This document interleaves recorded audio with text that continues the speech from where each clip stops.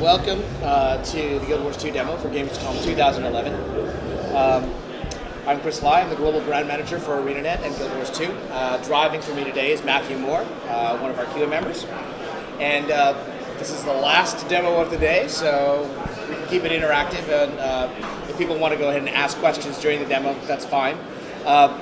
So you've all indicated that you are familiar with Guild Wars 2. Many of you either seen or played our game from the last Gamescom. So I'll talk a little bit high level of what's new.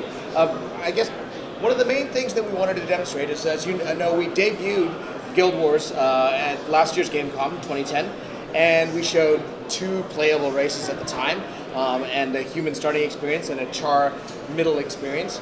And I guess the main thing that we want people to take away is the progress that we've made in the year and just the pure scope of what we're offering with Guild Wars 2. So here at Gamescom, we are making all 5 of our races now playable. If you have time to visit the demo on the floor, you'll see that you can choose any of the races here to play.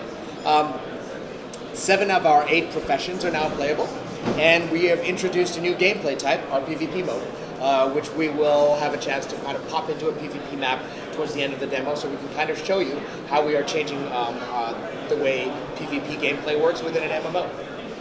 So one of the new things that we are showing here at Gamescom 2011 is our our character appearance customization. So this is the first time that we've shown this, and just to talk a little bit about the philosophy behind what we want to do with our appearance customization is, for those people who just want to say, I want a really big, burly warrior, we want people to be able to make that choice without having to go through a lot of hassle. Nevertheless, and you see, we have a bunch of preset choices here that allow you to have very different looks, and we will continue to add to these through the development of the game. But for people who want a high level of detail, the kind of person who wants to tweak things like the angle of your eye, the length of your nose, shape of your mouth, even the shape of your chin, we do have these options available on sliders, so you can tweak them. But really, so it's all about offering different kinds of choices for different types of players. The other thing that we are introducing here at Gamescom is our new die system. A lot of games you start off as a low level and you're gray and brown and all those drab colors. We do offer an introductory die selection that you'll be able to use, up to 3 channels per item, to kind of offer a very distinctive look even before you come into the game. I'm going to go ahead and make that even more colorful. There we go. Very distinctive. If purple headgear is what you're looking for. Now, one of the cool things about this system is, as you venture through the world of Guild Wars 2 and acquire new equipment, we will remember this rather distinctive schema that you've chosen and apply it to your new armor. So that will allow you to kind of establish a look for your character that, as you go through the game, acquiring new gear, you'll basically be able to keep that color combination. And if at a certain time you want to change that, there are options in the game to be able to change your color schema. But what it means is that you'll never be looking like a bum who doesn't know how to color coordinate their gear because you're just covered in random equipment. Right. So we've already demonstrated the human starter experience. So for this demo, we'll move into the char starting experience. So for this starting experience, we'll go ahead and choose the engineer. That's one of our newest professions. We'll talk a little bit about how the engineer plays in the demo. Here we'll just demonstrate some of the basic appearance customization options you have for the char. You can change a lot of the fur options, looking like a cheetah or a tiger. And since the char are famous for looking really tough, let's go ahead and give it a really badass set of horns. All right, great. So now at this point we're going into the biography. If you remember from last year's demo, this is where one of the major elements of our personal story system. Here at character creation, you will choose important things about your background. Here, for example, is a choice. Char, it's very important to to them which legion they belong to.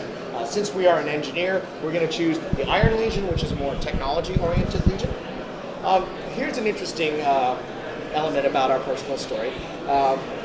So here we're talking about a Char's warband. A warband to a Char is more important than family. These are the other Char that you train with, you grow up with, you go into battle with. And as we mouse over each of these different Char, you'll see that the description of these Char changes. This question is asking you, which of your warband members are you closest with? As an example of how fundamental and significant our story changes can be, here, depending on which of these Char you select, will determine which of them survive your intro tutorial and which of them die. And then based on that Char member will be a living companion for you, through your personal story experience, and the rest of your warband will have perished. So we'll go ahead and make a decision about our parentage and go ahead and go into the game.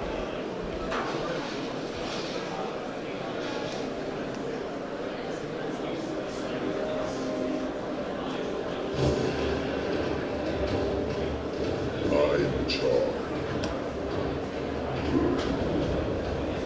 In this world of constant battle, I am the deadliest weapon. I respect no authority, but the clenched fist of rage. With engines of destruction, we have killed our gods. We reclaimed our homeland in Asgard, and we planted victory banners on the graves of our enemies. Yet, if we waver, we could slip through our claws. Victory at any cost. So at this point, because I chose Iron Legion, the cinematic goes ahead and branches. I serve the Iron Legion.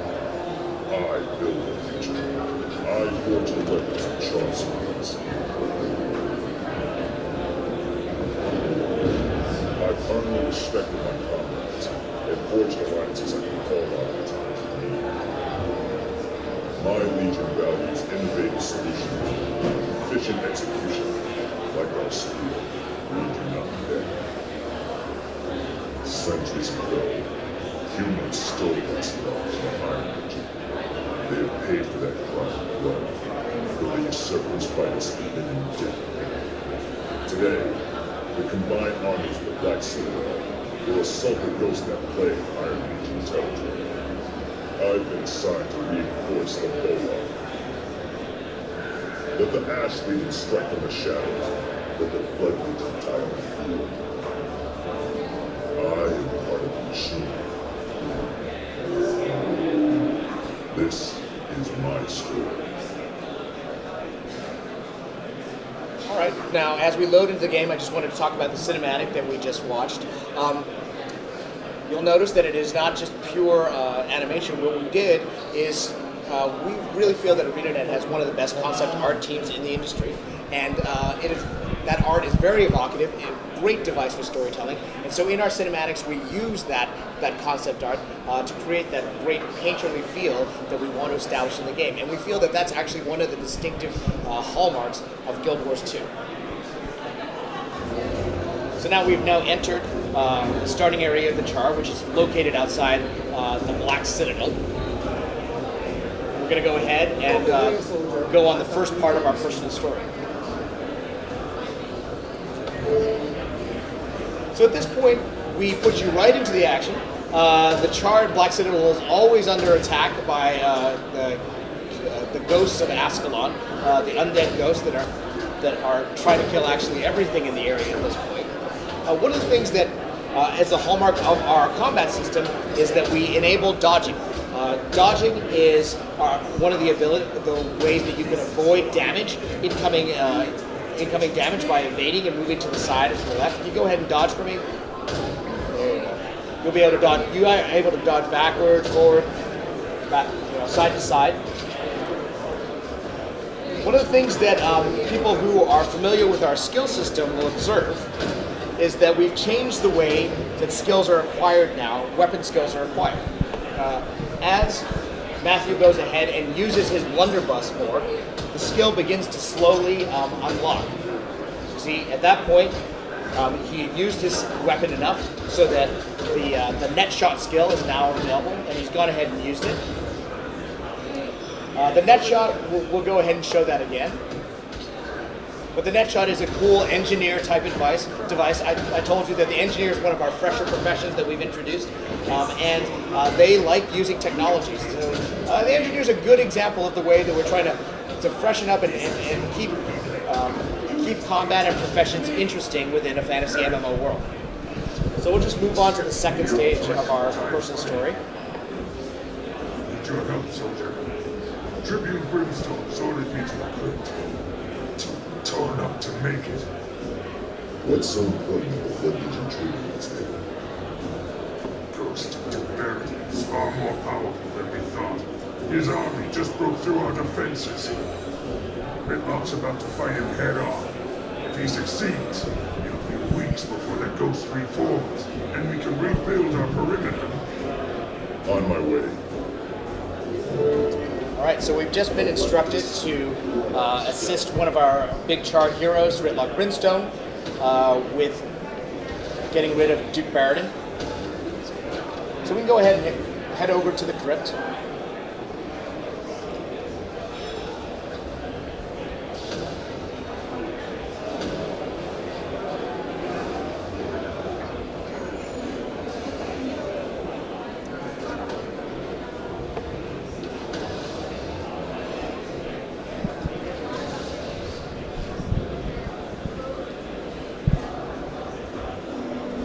So we've been told that there is an event nearby, and here we demonstrate how our dynamic event system works. You do not need to talk to an NPC to be told that there is some kind of content that you need to get. You just walk into the area, you're just exploring, and you're told there is event activity going on. These ghosts are all attacking the crypt gate, and you need to defend it.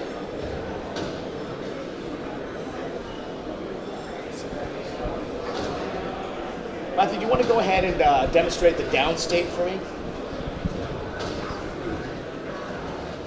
So for those of you, who are not that familiar with our combat system, when you are defeated, you do not die right away. You enter a down state, you get a new health bar that starts ticking down, and you get 4 skills that allow you to do kind of like last-ditch actions to be able to, so that you can potentially rally, which Matthew's gone ahead and done.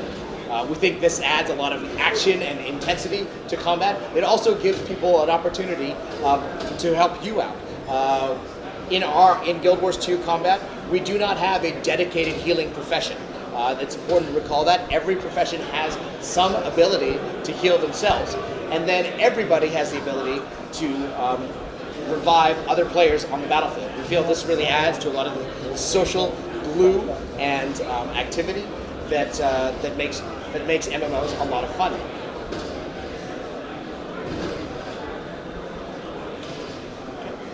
So at this point, it looks like we're about to enter into the new phase of one of the events here, which is we have successfully defended the crypt.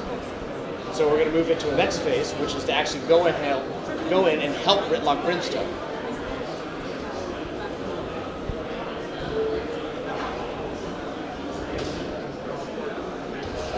So it's important now to call out, what make dynamic events, one of the better ways to experience content in MMO.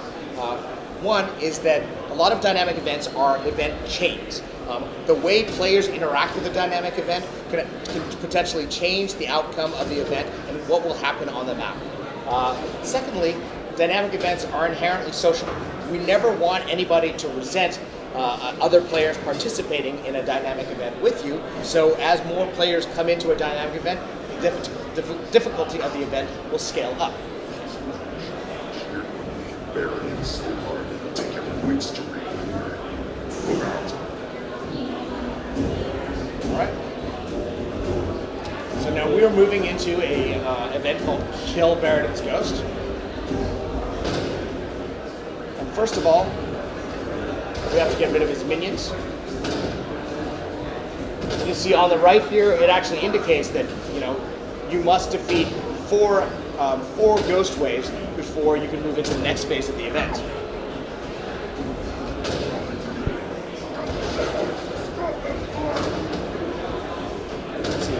want to pull back, Matthew, and see how many other players we have in this event? Is it just one other? It looks like just the one. So the ghost of Duke Barrington has now appeared.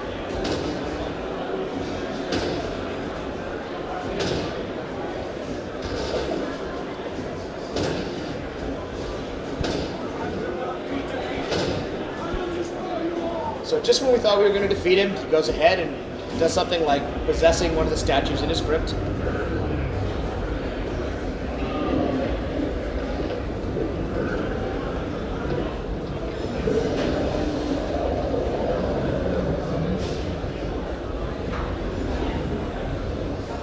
Now, keep in mind that at this point you are not even level 2, and we are presenting you with a pretty impressive looking boss monster. We don't want you, going out and necessarily killing rats or collecting wolf's tails. We do want you having fun, interesting fights with fun, interesting, action-oriented combat mechanics. So what you just saw is that the Baron just feared and knocked back Matthew. Go ahead and pull back.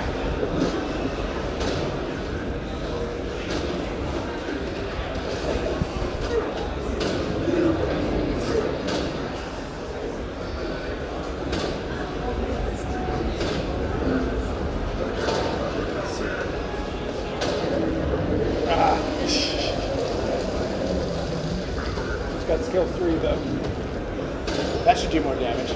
Can you pull the camera up a little bit to show when the circles appear on the ground? Yeah, when it hits it again. Okay. Yeah.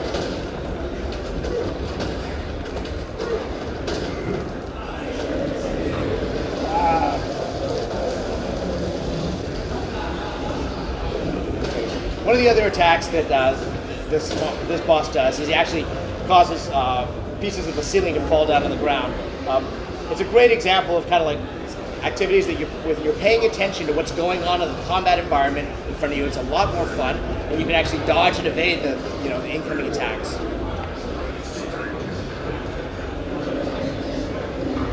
So we've gone ahead and defeated the We'll see it boss. again at the Ash Rise. Sorry? We'll see it again at the Ash Rise. Do you think it's up? The red circles. Sorry? We'll see it again at the Ash Rise. Oh, yeah. Okay. So let's go ahead and move into the next part of the demo.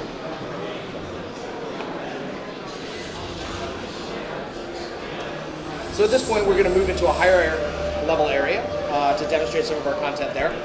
We're going to go ahead and play the Asura, which are our small, the small kind of big-eared race that we showed during character creation.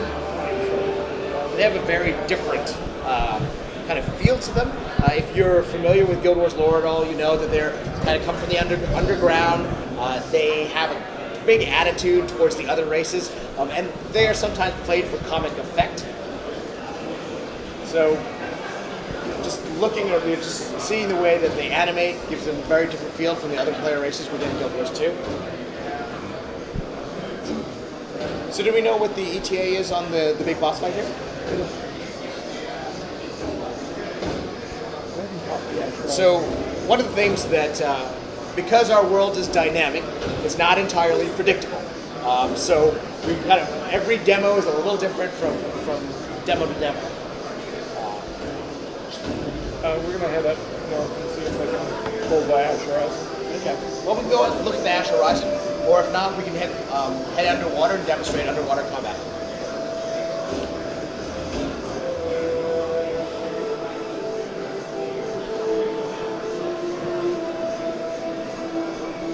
Also, since you like cubist or animations, let me haul out that hammer for you. Yeah, haul out that hammer and let's banish some mobs.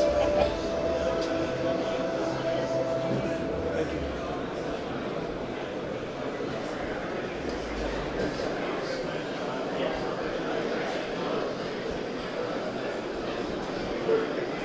All right, so here's an event.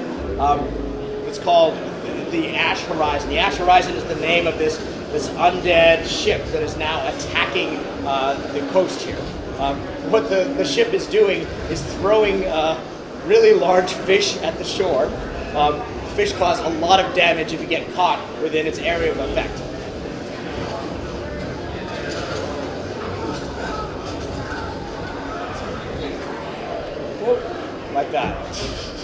Whoa. So you notice that there are red circles on the ground appearing, and these indicate where the fish are going to land. So again, as long as you're paying attention, you can make sure that you aren't going to take a lot of damage. This is an example, again, another example of how our combat is more action-oriented and really rewards people paying attention to what is going on within the game. Have we been able to banish anything yet? See if you can banish them, like knock that thrall back. Oh, okay. Oh, what did I pick up? Hang on, I picked something up.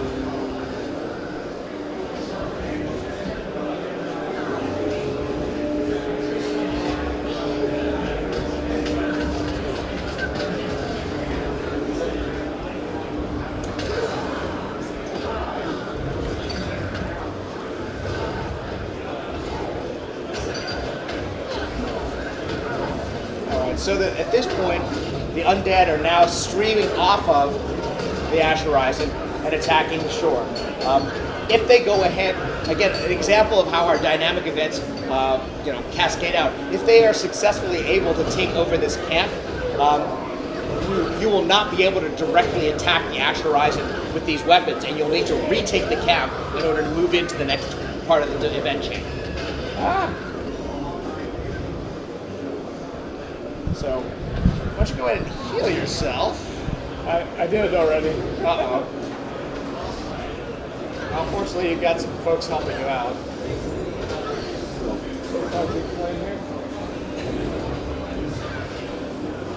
Well, once you're healed up, why don't we head underwater to demonstrate underwater combat?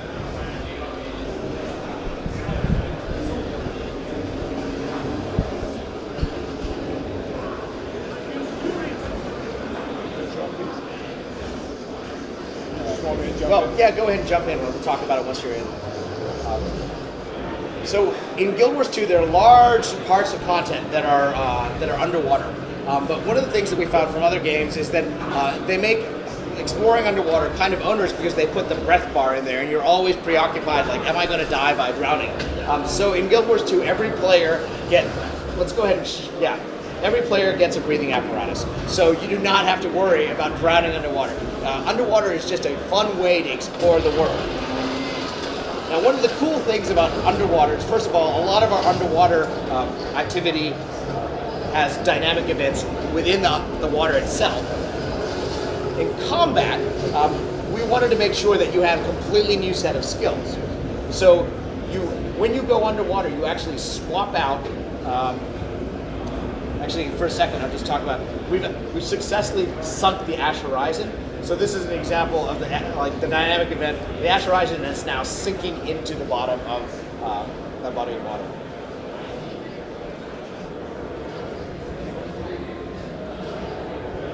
So as I was saying before, your skill set actually changes. We actually swap out your weapons. So instead of your land-based weapons, in the case of this profession, you will get a trident and a harpoon. Let's go ahead and demonstrate Weight of Justice. Weight of Justice is a special skill that actually you can only use underwater. It'll grab an opponent and drag them deeper in the water, and you can continue damaging them as they go. Are we on Harpoon or Trident? Right now I'm on Trident. Okay, let's switch to Harpoon.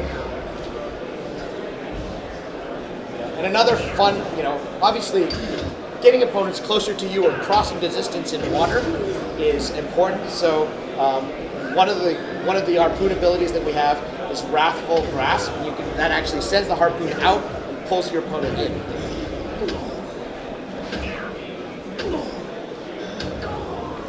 It's also important to note that underwater, dodging is still fully available. Go ahead and dodge to the left, right.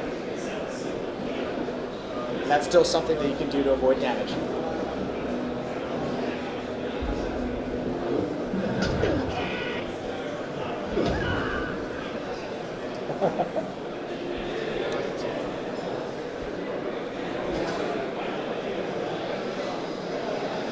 want to go to the dragon? Is he up? I can do it. Let's do it.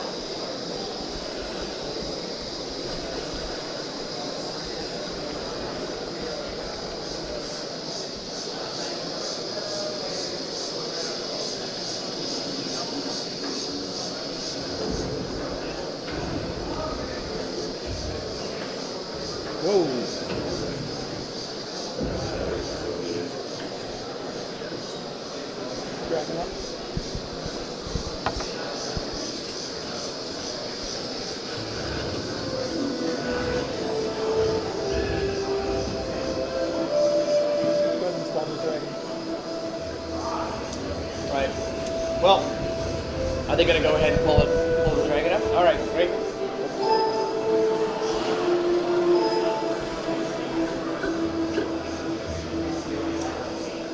So we can talk a little bit about Guardian, other Guardian skills while we're waiting for. Oh, there we go. So this is something that actually we set up specifically for the Gamescom demo. You wouldn't actually have this in the actual game. You have an opportunity to do a big dragon boss fight by teleporting into the area. Clearly, everybody else on the map also agreed to join the fight.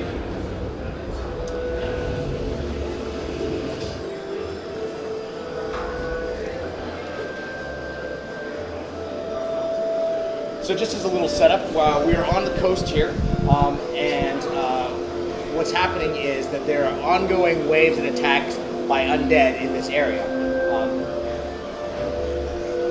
Now the event that we are about to participate on is what we call an elite event. A lot of our other events are soloable and they scale based on the number of people who participate in them. Elite events are slightly different. They are meant to be done by 10, 20, 40, 100 people at a time.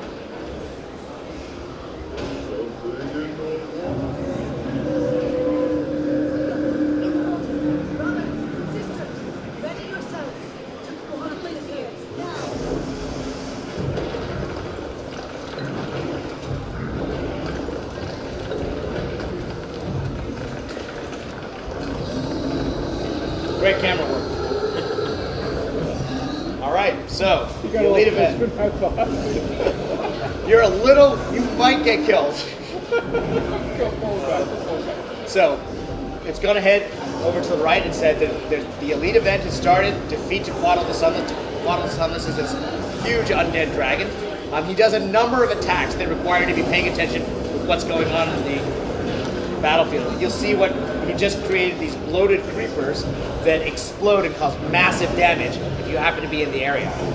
So it's important to either get out of their way or to kill them before they reach the other players. Let's go ahead and pull back and show off some of the weapons. Now, you could try to take Tequatl the Sunless on, toe-to-toe. I wouldn't recommend it. Instead, there are a lot of weapons in the area around here that have been set up. Players can actually step into these weapons. The skill bar changes, and they have a number of high damage ways that they can hurt Tequatl. Now, these weapons as well can become under attack by the undead, so it's also important to defend the weapons, and if they do get damaged, there are engineers around here that you need to keep alive in order to repair the weapons.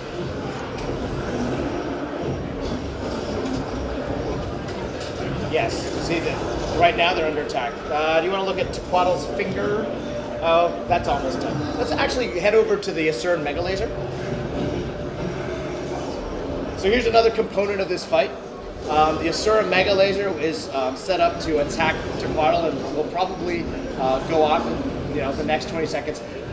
One of the important things that you need to do as part of this fight is to make sure that this Mega Laser stays defended. If you do not defend the Mega Laser, it won't be able to fire on the dragon and make him vulnerable.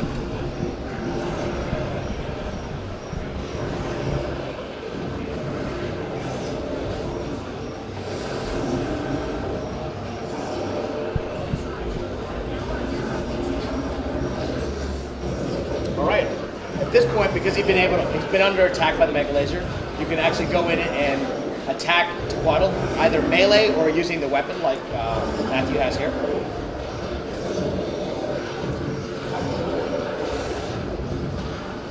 I don't know, he looks like he still has a lot of health. Big numbers, big numbers. I don't know if we're gonna be able to get him down. Alright.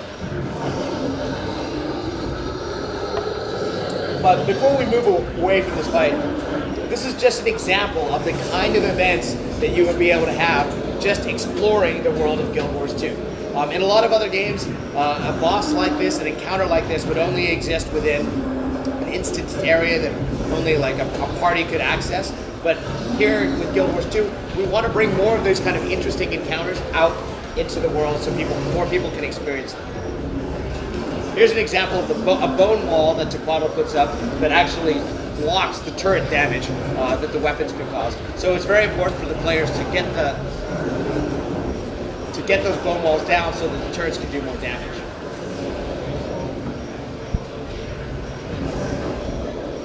You know what? Let's go ahead and go into PvP.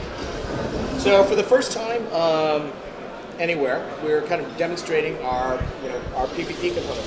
So we know that in Guild Wars, PvP was a big part of the game and the community, and we wanted to show that we are innovating in the area of PvP as much as any other area in Guild Wars 2. So that one of the important things to understand about our PvP designers is they love FPSs. I think they think that FPS is one of the best ways to FPS have some of the best PvP game mechanics. And so something that you'll notice from other FPS PvP gameplay is that now in Guild Wars 2 we have a mode where game matches are what we call hot joinable. What that means is you do not have to form up a team before you can just jump into a PvP match. You can just talk to an NPC, look at a list of servers, and if there is an opening, you can just hop right in and start participating in the PvP. The PvP game that we have demonstrated down on the floor in the ESL area is a 5 versus 5 PvP. We have said that we can go as high as 10v10 in this kind of competitive PvP. Now, as you go into the PvP map, you'll see that there are 3 control points. We've announced publicly that we have one major gameplay type for our PvP, which is Conquest. In this particular map, it's about holding the 3 control points, windmill, clock tower, and mansion, and whichever team is able to hold them for the longest to get up to 500 points is the winner. Now, within that game type, there are a lot of different variations, and we're going to just show one possible variation that we made off the Conquest game type in this map. So each team on this map has a trebuchet. The trebuchets are not just straight auto attack. They do require a fair amount of skill to use wisely. But if used wisely, not only can you attack your PvP enemies, but you can actually destroy parts of the map. Like here, we've gone ahead and destroyed the walls on the clock tower, which is a major control point, basically making it a lot more accessible. Likewise, it isn't just the clock tower. There are pipes, structures, buildings that you can likewise destroy. And what this means is it keeps our PvP gameplay on this map very dynamic. As the game progresses, the map will open up. Things will get, and the speed and pace in which capture points get held and captured and held also increases. This is just one of the ways that we are introducing some PvP elements into our PvP. They're going to keep it fresh and dynamic for people who are interested in PvP in Guild Wars 2. The other thing that's interesting to note is that this map is not a strict XY type of map. We do have like a vertical axis to the gameplay, and we feel that that's kind of interesting because you really don't know sometimes whether your enemy is coming from above or below.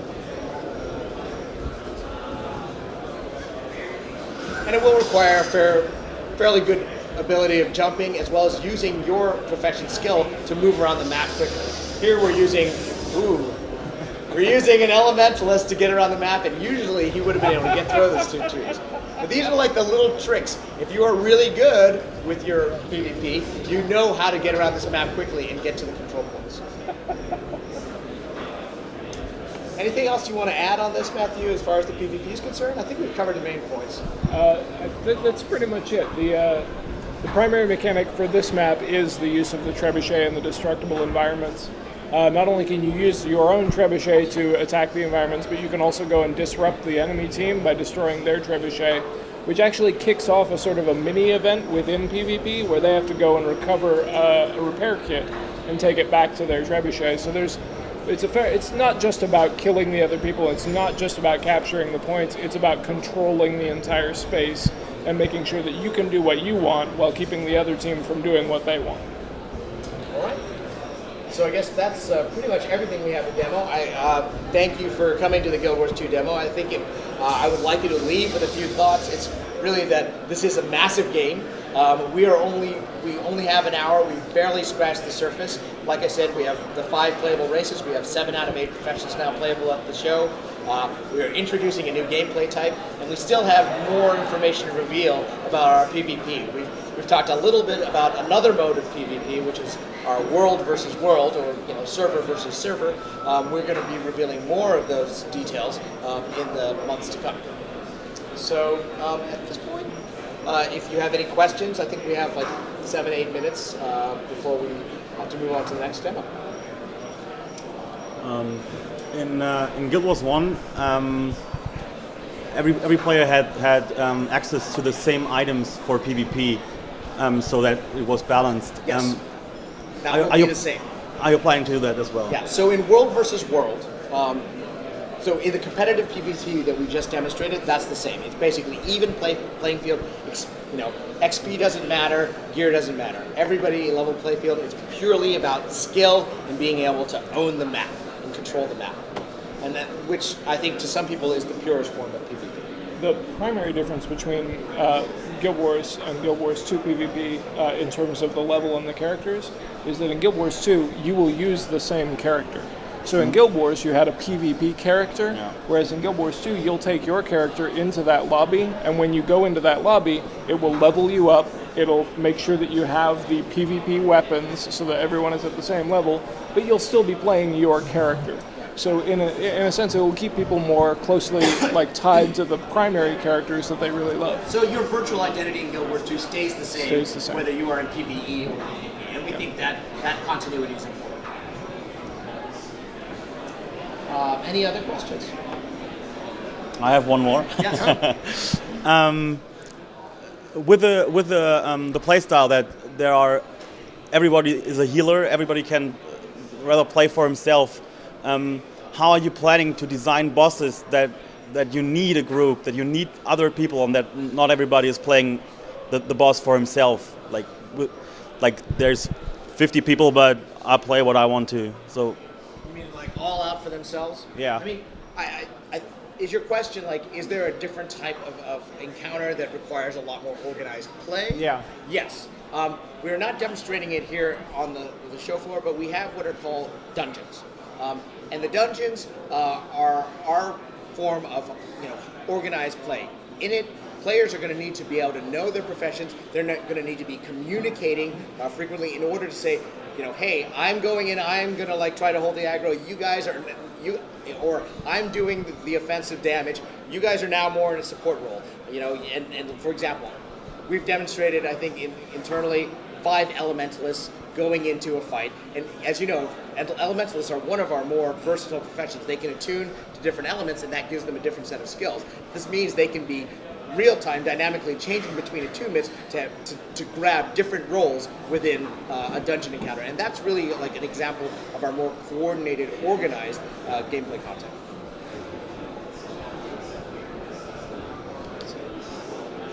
Anything else? Do you have another question?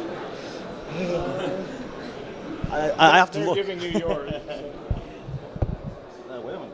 I'm sure I have more. I just don't have them memorized. Okay. Sure.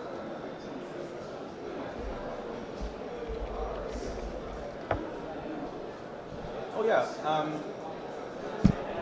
You a year ago you said you don't wanted to have quests in classic quests in Guild Wars, and now there are some. Why this change, and what are those quests? Well, I mean, actually, we don't have quests. I mean, what you saw there is your personal story, and the way to look at it, to think of it, is your personal story is kind of like the spine of your character's arc. As you go along the spine, it will lead you through the world, and as you are led through the world on your personal story, which is, a lot of people, they want that direction. It's kind of like the momentum that propels you through Guild Wars. Your paths will cross with all the dynamic events. So, for example, we're not just going to throw random quests out at you. You're going to explore dynamic event content that is relevant to you at the right time because your personal story has taken you into that area. So, I don't necessarily agree with the fact that you think there are quests. Really, There's the personal story, which is like your main thrust to the world of Guild Wars 2, and then there are all these these dynamic events that kind of fill out the rest of the world, so that you understand what's going on. Again, without having to read about it, you experience it firsthand. The primary difference is that your personal story is about narrative. And in a narrative, one thing always happens after another. There is a linear path through your project. It branches in the case of the choices that you make, but one thing always happens after another. Quests are about going and getting a ticket from someone to go do a thing and then coming back and redeeming the ticket for your prize, and that's the content that we did away with. Yeah. We don't want you to go. You just experience the event, you get a reward, you just move on. All right. Well, last question. Okay. What about release date or a date for a beta? Well, I have to ask this. Yes, of course you have to ask that. But what I can say is that we have publicly said that we are going into closed beta later this year, and then based on the feedback from that closed beta, that will help determine subsequent beta events and our eventual release date. But as far as are we ready to announce a release date yet? Not yet. Just Okay, like the thank you. personal story, one thing after another. Thank you. All right, thank you. Thank you very much for your time. Thanks so much.